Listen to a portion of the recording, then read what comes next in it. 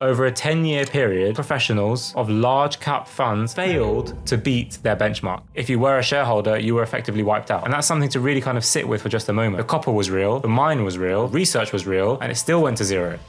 5 years ago, someone posted a question on Reddit. A simple question: what's your secret stock? One that you think is going to be massive. And they use this phrase called multi-bagger. It basically just means multiply. And the replies poured in. There were hundreds of them, and there were upvotes all over the place.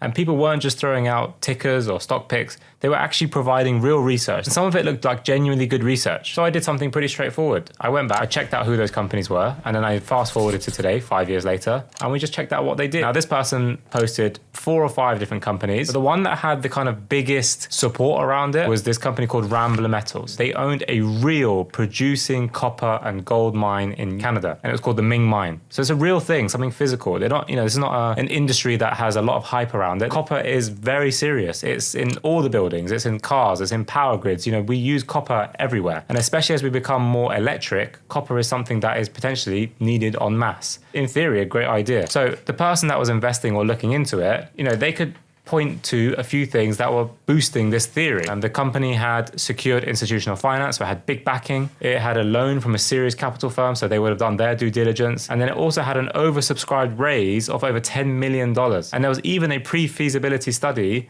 that extended the mine life from 6 years to 21 years. So this producing asset wasn't no longer limited just to a few years of producing something. It was extended from 6 years to 21 years. That's a huge gain. They set public production guidance. So they said, in theory, throughout 2021 and 2022, we're going to really start, hitting the ground running and producing this copper. So if you went to that Reddit thread and you had done some digging around that time, you would have been in a position where you thought, actually, this is probably a good move. This isn't a made-up company. This is a large institution. There's real research, like I mentioned. So let's have a look at what happened. Well, in 2023, they defaulted on a loan.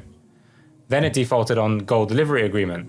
And the funding for the whole group just kind of flowed up from the Canadian operating company. And when that subsidiary stopped generating cash, well, the lenders pulled out. And in April 23, the company told the market in these specific words, it had no means to continue its operation. So it filed for liquidation. It was bankrupt. The shares were cancelled from the London Stock Exchange. If you were a shareholder, you were effectively wiped out. And that's something to really kind of sit with for just a moment. The copper was real, the mine was real, research was real, and it still went to zero.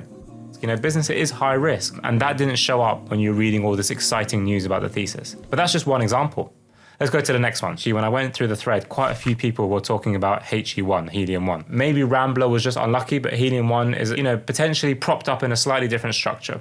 So what does Helium One even do? Well, it was exploring helium reserves in Tanzania. And helium isn't a novelty gas, for party balloons. It's, really important for things like MRI scanners or semiconductors in the manufacturing industry for rockets. So global supply was genuinely quite limited or tight.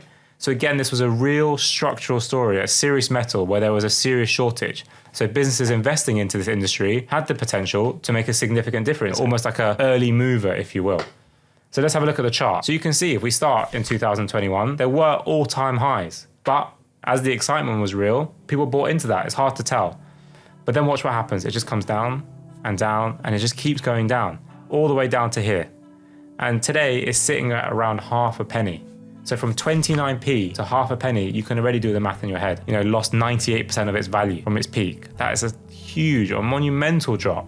And what I want you to kind of take away from this is Helium One didn't go bust. It's actually still operating. They are still talking about trying to produce in the next, foreseeable future. So a very different scenario to the first one, where the company went completely bust, to today, where the company is still in operation, but the share price is completely devalued. So let's see. One went to zero, one lost almost everything, but we're going to look into a few more, and I imagine some of them are going to 10x, and some people are going to be multimillionaires as a result. I imagine. Right, the next one, Helium Metals. Stock ticker is UFO. Now, Helium Metals is a mining exploration company with iron ore and silver projects in it. Now, if you've seen the news in the last year or so about silver, hopefully you're having some inclination as to where this might be going. Again, it was a fundamental and a long-term industry, and where they had projects in Australia and Mexico. It's not just a digital company. There are physical assets here, and it's not a trend, not a gimmick. We're talking about businesses that have real long-term use case. So let's go to the chart. So in 2020 to 2021, there was a run. There was quite a big spike. And if you look at it, around 2.25 pence, But again, we've seen the same shape twice already. It drifts down and down and down. Look where it's landed. Today it trades at around 1/10 of a penny. So this time we've dropped almost 94% from its peak. But Helium Metals teaches again a different story and a different lesson. What they've done to keep this alive, use a tactic whereby they are diluting the shares and offering more and more shares. So they might keep the same number, potentially, but the share price has massively dwindled.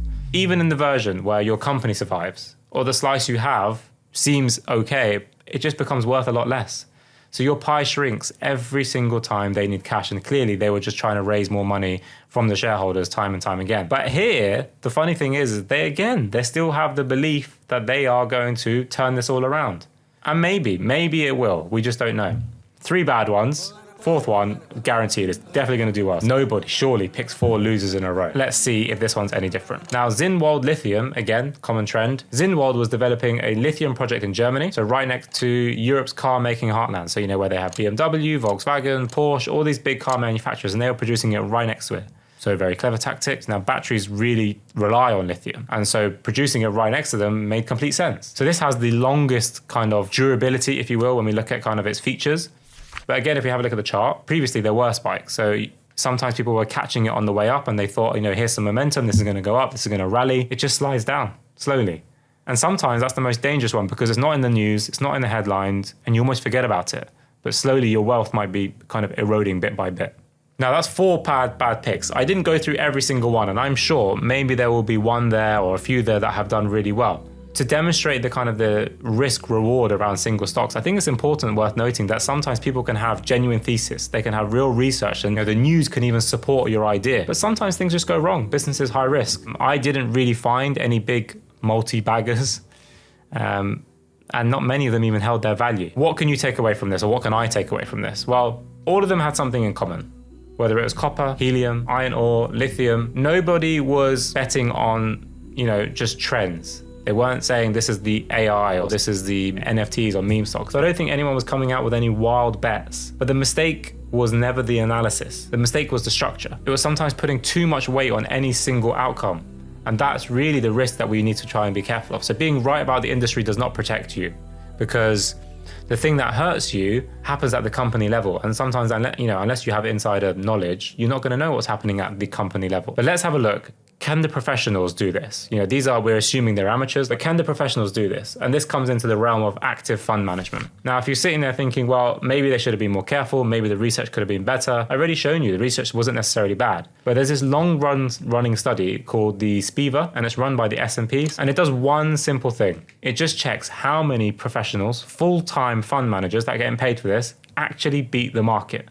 And when we say beat the market, we are talking about beating an indices, so like the S&P 500. Now, these people will sit there all day, every day, researching, speaking to founders, going into the businesses to meet them, seeing the production sites, really getting underneath the nooks and crannies that we would never see as retail investors. So where they have access to all of this data that we will never have access to. But the result, over a 10-year period, was 90% of professionals of large cap funds failed to beat their benchmark. And if you stretch that to 20 years, it's roughly 92%. And the rare manager who does win usually can't repeat it the next year. And I want you to really think about that for a moment. Maybe you've heard of someone that has spoken about their win. Maybe someone has spoken about how well they have done. Someone will always do well, for sure, because there are millions of people investing. There are millions of participants in the market. But we need to look at trends and averages. That's what we need to focus on, because that's probably where we will fit in. If you are going to be of the opinion that, no, I'm going to be the outlier, the research is against you, unfortunately. Some would argue maybe that research is a little bit harsh and they're not counting things. You can research it. There's a famous bet between Warren Buffett and fund managers and seeing who's going to win, the S&P 500, which is just a broad indices, or active management. I'm curious to know, do you think, was I a bit harsh by just kind of cherry picking? Do you think the role of active investing has a place in everyone's portfolio? Let me know.